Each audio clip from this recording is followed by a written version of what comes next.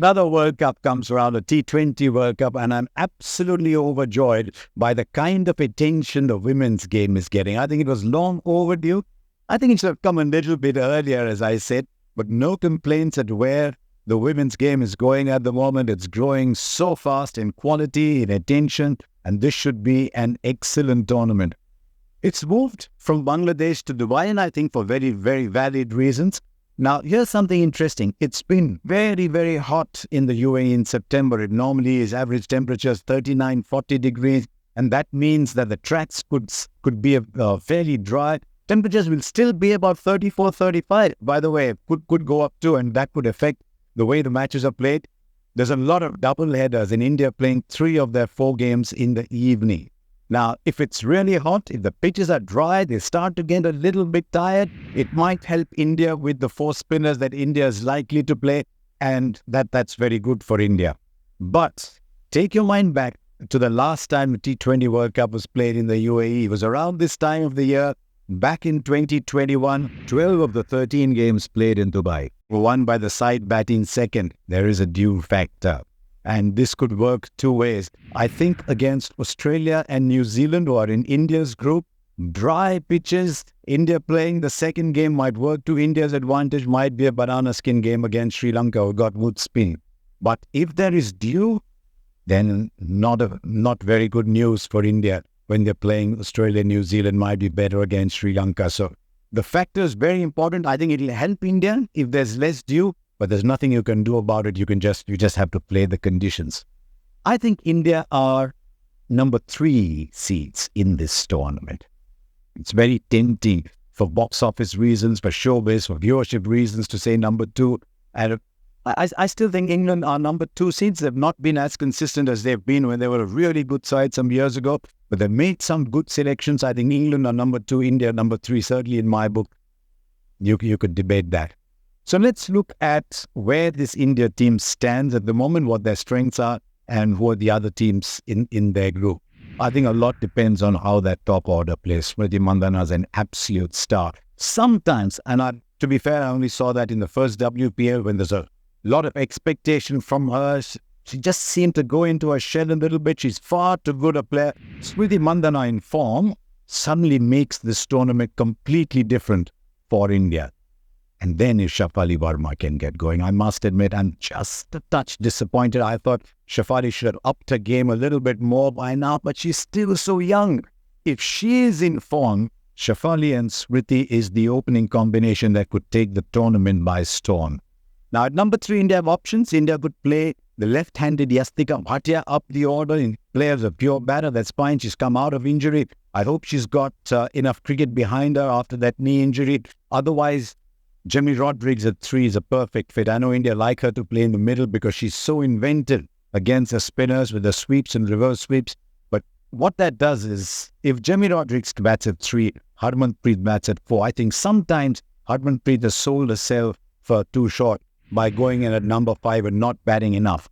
She's a pure match winner, still is. So I think Jemmy at 3, Harmanpreet at 4 is a good combination. I'd have Deepti Sharma at 5. India liked to play Deepti Sharma lower down the order, and she did very well in that role. She batted in with great form and skill in the 100 in England, but I'd still like her to take the additional responsibility as one of the senior-most members in the side to bat at 5 and release Richa Ghosh to bat at 6. If the top orders batted well, then Richa comes in at 5 because she's a fabulous destroyer. So top 4, lay the base, get the start. As I said, Smriti and Shafali, fantastic, but a lot will depend on Deepti Sharma, Richa Ghosh, and I'd like to see the all-round skills of Pooja Vastrakar coming up and batting at 7. So 5, 6, 7, very important for India. Hopefully Amol Muzumdar can get a little bit more batting out of Shreyanka Patil, who I think is tomorrow's player, maybe even today's, but definitely tomorrow's player. Likes bowling the difficult overs, both at the start, both at the death. If you ask her to, I think there's a little bit more of a batter in her too. So Shreyanka Patil in there, and then depending on the conditions, India either play the vastly experienced Radha Yadav, the leggy Asha Shobana. What a find from the WPL. I'd really rate her as a spinner. So Asha Shobana and Renuka Thakur Singh, how often does she give you all those breaks up in the start with the new ball. But if there's a little bit of dew, you've got the option maybe of playing Arundhati Reddy too. I think it's a pretty good side. I think India should qualify from their group. Very big first game coming up against New Zealand, who are not the strength that they were, but Sophie Devine is batting well. They've got one of the best all-rounders in the world in Melika, but I don't think New Zealand are the team that they were in the days gone by. And if India can get off to a start, beat New Zealand, I think that confidence will take them through against Sri Lanka. So I'd like to believe that India and Australia can qualify from their group. Australia just playing at another level.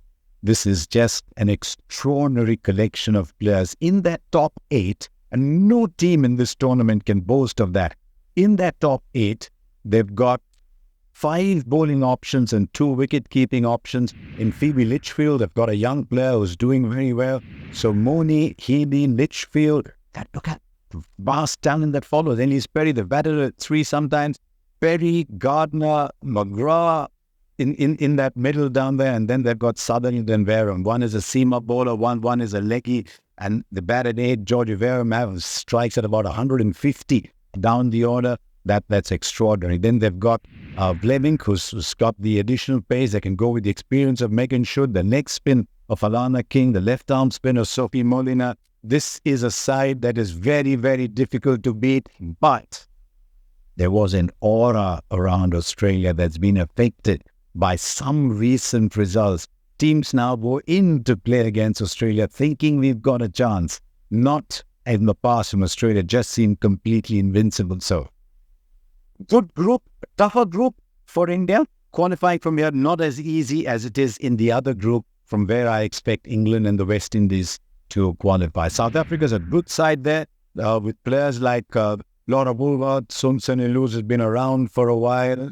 Marizan Cap is still going strong. Tanzing Greats, they've got a good side. But South Africa, I don't think, are the side that they were some years ago. And they're feeling the absence of Van de Kerk and Shabnam Ismail. So, West Indies versus South Africa is a big game to watch there. Delighted to see Deandra Dottin coming back. She's far too good a player not to have been used in the past.